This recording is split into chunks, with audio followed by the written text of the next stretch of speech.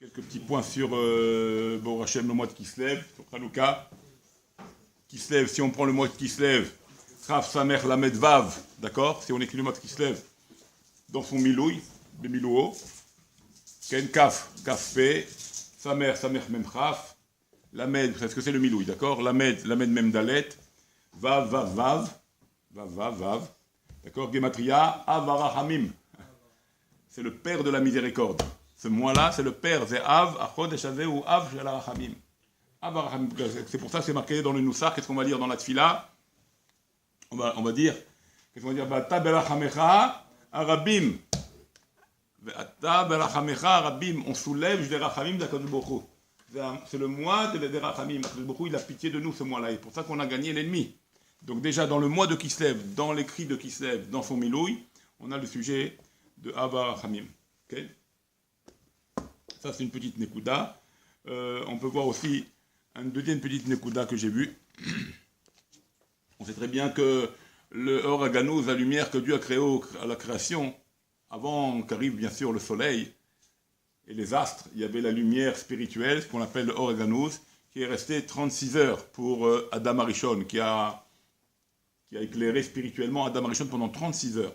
On dit que cette lumière-là, elle revient bien sûr pour Hanouka. Les 36 heures, comme le chiffre 36, c'est la Medvav, la Medvav 36, et donc ça allusionne aux 36 bougies de Hanouka. Ça, vous le savez tous, d'accord? Donc c'est l'allusion aux bougies de Hanouka, qui ont éclairé par le Or Haganouz, par une lumière spirituelle, qui est représentée aujourd'hui par Hanouka. Or Haganouz, 36 shaot, betkufat briat haolam, nishar Or Haganouz yeor vayeor, c'est Or Haganouz. Shimesh Aor Azeh 36 shaot. Meramez à 36 nerot Hanouka. Qu'Akadosh Baruch Hu mégale et Or Haganouz betkufat Hanouka. Que Akadosh Baruch Hu il dévoile le sujet du Or Haganouz betkufat Hanouka. Pour ça, il faut prendre des forces. Yeshanu koach la kachat mi Akadosh Baruch Hu arshav mi Or Azeh mi Or apnimi ate mi Or haruchani. Cette lumière spirituelle, elle est pendant toute la période Hanouka. C'est pour ça qu'il faut bien faire cette mise-là, cette mise-va comme il se doit. Donc il faut faire très attention à cette mise-va-là. Et c'est pour ça que Kislev, ça s'écrit comment? On a dit Chaf, Samer, Lamed Vav. On coupe le mot en deux. Kes, Lamed Vav. C'est quoi Kes? Kes, ça veut dire cacher. Comme un kisouille. Ça cache. Cette période-là, elle cache sur les Lamed Vav. Ils sont là, les Lamed Vav. Les Lamed Vav, les 36. Oshim Veshesh, qui méramèdent à la Or Haganouz. Chez le Tkufat Adam Arishon. Ils reviennent pendant les 36 bougies de Hanouka. C'est pour ça qu'on a appelé le mot de Kislev.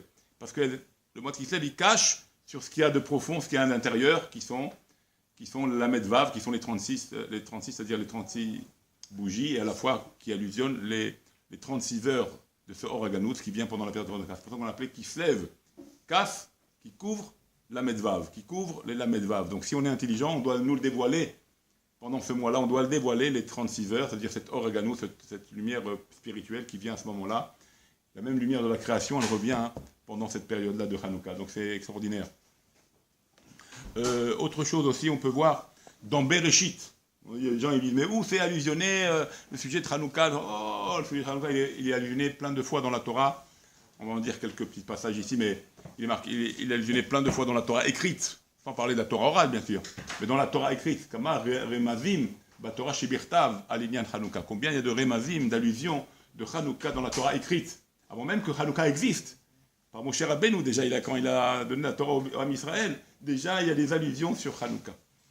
D'accord? Alors, si on regarde le sujet de Hanouka, déjà dans le premier mot Bereshit, dans le mot Bereshit lui-même, il y a l'allusion des sujets de Hanouka.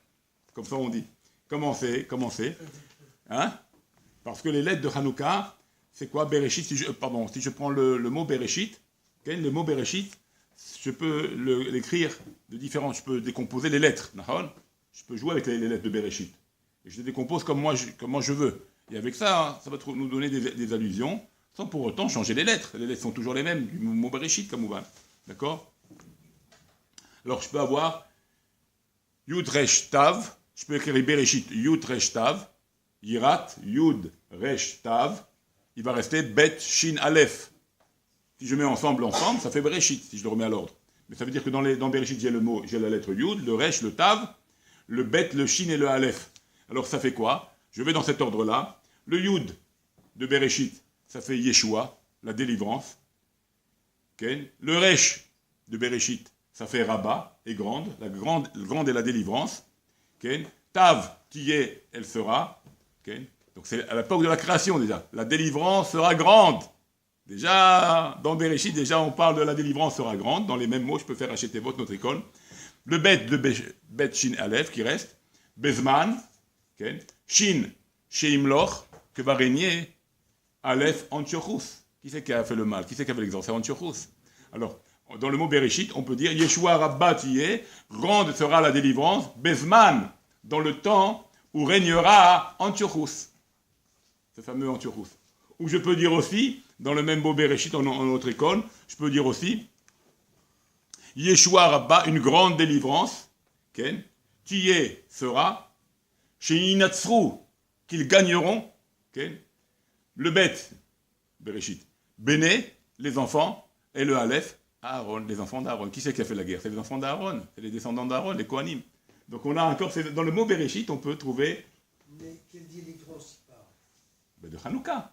Le mot Bereshit, c'est la Torah, c'est le début de la Torah. Par le mot Bereshit, je peux faire le notricon, chaque lettre... C'est une grande délivrance puisqu'on n'est pas encore délivré. Mais délivrance de Hanouka. Il y a une délivrance à Hanouka. Ah, juste, il ne peut pas, pour dire, il dit grande, elle n'est pas grande, elle est petite. Ah, grande, pas grande. On n'est pas délivré encore. Non, Michel, il ne parle pas de la délivrance finale. C'est une grande délivrance à l'époque de Hanouka. Déjà, à le moment de Bereshit, le mot Bereshit vient allusionner à une grande délivrance, se fera à l'époque des Bnei Aaron. C'est les premières lettres du mot Bereshit. Ou à l'époque du royaume de Antiochus. Il y aura une grande délivrance, on va être sauvés. Bon, Hachem. Donc ça, c'est déjà dans les premiers mots, on peut voir ça déjà. Okay. Et ce qui est extraordinaire, qu'est-ce qu'il y a marqué là-bas aussi dans la parashat Vaïkra, au Père Krav Gimel? Qu'est-ce qu'ils ont dit là-bas? Vaïdaber Moshe et Moadé Hashem, Dieu parla à Moshe, Moshe parla, pardon, Vaïdaber Moshe et Moadé Hashem, il parla des fêtes d'Akadosh Baruch Hu, El Bnei Israël, au Bnei Israël. Donc il annonce Hashem les fêtes au Bnei Israël. C'est dans Vaïkra, là-bas vous pouvez voir dans Krav Gimel, au Pasuk même d'Alet, où là-bas Moshe dévoile les fêtes qu'on va devoir faire. Maintenant, il n'y a pas la fête de Hanouka. Il va parler de Pessah, il va parler de Sukkot, il va parler de Shavuot. Mais qu'est-ce qu'on voit juste après? Après ce passouk-là, qu'est-ce qu'on voit? Le passouk qui juxtapose à ce verset-là, qu'est-ce qu'il dit? D'accord? Qu'est-ce qu'il dit? Il y a marqué Vaikru elecha shemen zahir zar. Quel rapport? Ils prendront pour toi de l'huile pure. Qu'est-ce que ça vient faire? Il annonce, Moshe, qu'il va nous annoncer les fêtes de notre année. Et juste après ce passouk-là, qu'est-ce qu'on parle? Qu'on devra prendre de l'huile pure. Katit la mahor pour le candélabre. Voilà l'allusion. Même dans les versets qui traitent de la menorah du temple, d'accord? Mais les fêtes, qu'est-ce que c'est les fêtes? C'est les 3 fêtes de pèlerinage dans la Torah. Mais quelque part, l'allusion de l'allumage de ce candélabre qu'on va allumer dans le Beth Amikdash, qui existait déjà, mais il est juste apposé avec le sujet des fêtes. Ça veut dire que il va avoir une fête qui va être avec la lumière. C'est-à-dire que le sujet des fêtes, quelque part par la demande de prendre du feu, et de l'huile pour allumer le temple, quelque part ça va être un jour de fête. Et voilà, effectivement, Hanouka c'est aujourd'hui un jour de fête. Donc quelque part dans l'annonce de Moshe d'annoncer les fêtes à Israël, et juste après le verset qui parle de l'huile, c'est quelque part l'annonce à la fête de Hanouka. Tu vois? Donc c'est extraordinaire que c'est juste apposé comme ça dans les versets. C'est incroyable. D'accord? Alors si on fait attention aussi dans le verset, ça va être béni Israël pour Rosh Chodesh, ça va être béni Israël, tu ordonneras au béni Israël, ça va être béni Israël, okay? Si on fait de la gématria de Tzav et béni Israël, gématria, bimé Matityahu ben Yochanan, à l'époque de Matityahu, fils de Yochanan, c'est lui qui a fait, qui était lui le guerrier à tout ça, c'est lui qui a tout déclenché. Donc on voit que ça va être béni Israël, tu ordonneras au béni Israël, qu'est-ce que tu ordonneras? Gematria, Matityahu ben Yochanan. Bimé Matityahu ben Yochanan. Bimé, bet yud, mem yud. Matityahu, mem tav yud, hei vav. Ben bet nun. Et Yochanan, yud, vav, het, nun sofit. Ça fait Gematria, va être d'abord. Ça fait tzav et béni Israël. D'accord? Donc on a des allusions déjà à la fête de Hanouka. Il y a autre chose que j'ai vu aussi, Autre chose que j'ai vu, il y a marqué que le pasuk nous dit la halot ner tamid, d'accord? Okay? Marqué qu'on doit allumer, il y a marqué qu'on doit allumer les bougies de Hanouka, on doit allumer les bougies. Qu'est-ce comment c'est marqué dans le verset? Il est marqué katit la maor, concassé de l'huile, concassé des olives concassées, pour faire de l'huile pure, concassé katit la maor, katit concassé pour le maor, pour le candélabre. Si tu prends la gematria de la maor, ça fait gematria zera, descendant. Des zera, ça veut dire des enfants, ta descendance. Et maintenant ça va très bien avec ce qui est marqué dans ma Maseret Shabbat. Qu'est-ce qui est marqué là-bas à la page Rav Gimel dans ma Maseret Shabbat? C'est marqué que celui-là qui fait attention, celui-là qui est Ragil, Bener, celui-là qui fait attention au nerf, qui est Ragil, qui allume la bougie de Hanouka, en l'occurrence c'est la fête. Donc Katit la Maor, Gematria de la Maor, ça fait Zera. Zera c'est les descendants. Quel rapport? Qui est marqué parce que celui-là qui fait attention aux bougies de Hanouka, Evielan, Banim, Talmidei Chachamim, il aura des enfants Talmidei Chachamim. Donc on voit que de faire allumer comme il faut la Hanoukia, ça te donne des enfants sages, Chachamim. Donc maintenant on comprend que le mot Maor, de valeur numérique, Zera, la descendance. En allumant bien le Maor, en faisant bien l'allumage, on a des enfants, Talmidei Chachamim. Tout ça, c'est des petites allusions, on continuera, Bezrat Hashem. Encore, il y en a plein comme ça. Demain, bien évidemment. N'oubliez pas, on a dit, mardi matin, 11h30, une fête pour les enfants. À bientôt.